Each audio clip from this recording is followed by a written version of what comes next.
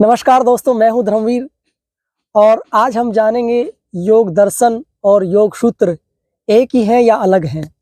बहुत से जो नए मित्र हैं, जो नए विद्यार्थी हैं और यूट्यूब पर जो निरंतर वीडियो देखते हैं, तो उनकी जिज्ञासा थी और योग के क्षेत्र में जो नए-नए आए हैं लोग, वो जानना चाह रहे थे कि सर योग दर्शन और योग सूत्र एक ही होता है या अलग-अलग है? काफ़ी मन में शंकाएँ हैं, काफ़ी डाउट्स हैं, तो उन शंकाओं को, डाउट्स को क्लियर करने के लिए ही आज हम ये वीडियो आपके बीच लेकर आए हैं। देखिए, योग जो सूत्र है, योग सूत्र प्रमुख ग्रंथ है महर्षि पतंजलि जी का। महर्षि पतंजलि जी ने योग सूत्र की रचना की है, जिसके अंदर 195 सूत्र हैं। जैसे अथ योगानुशासनम, योगस्य चित्तवृत्ति निरोधः, तदा द्रष्टु स्वरूपे स्थानम।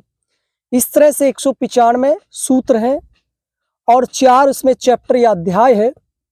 पहले पाद का नाम या चैप्टर का नाम या अध्याय का नाम समाधि पाद है, दूसरे का साधन पाद है, तीसरे का विभूति पाद है और चौथे का कैवल्य पाद है। ये मूल ग्रंथ है। इसके ऊपर जो कमेंट्री हुई है, इसके ऊपर जो व्याख्या हुई है, उन सूत्रों को समझने के लिए, उनके अर्थ को ठीक से जानने के लिए जो व्याख्याकार हैं, जो भाष्यकार हैं, उन्होंने उन पर भाष्य भी लिखे हैं। सबसे पहला भाष्य योग सूत्र पर महर्षि व्यास जी का आता है, जिसे व्यास भाष्य कहते हैं।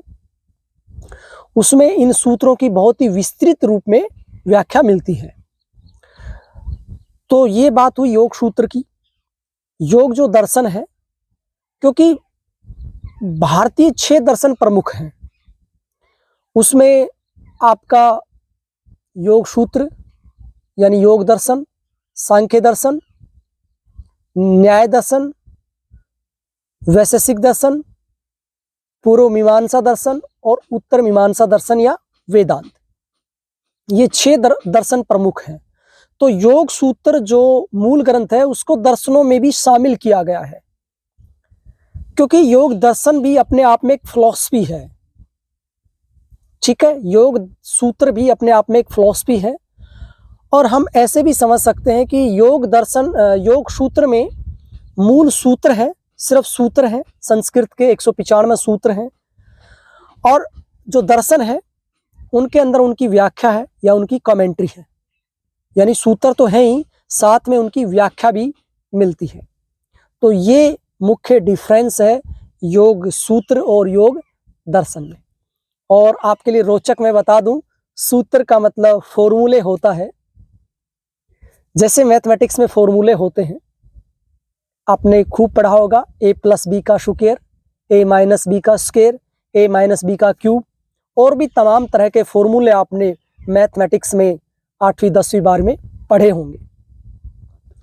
आपने देखा होगा कि जो कठिन प्रश्न होता है या बड़ा प्रश्न होता है, एक छोटा सा फॉर्मूला उस बड़े से बड़े क्वेश्चन को सोल्व कर देता है, हल कर देता है।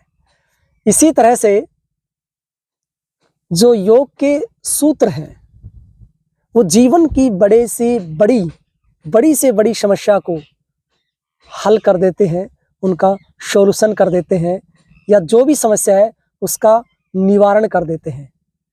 तो योग सूत्र अपने आप में परिपूर्ण है।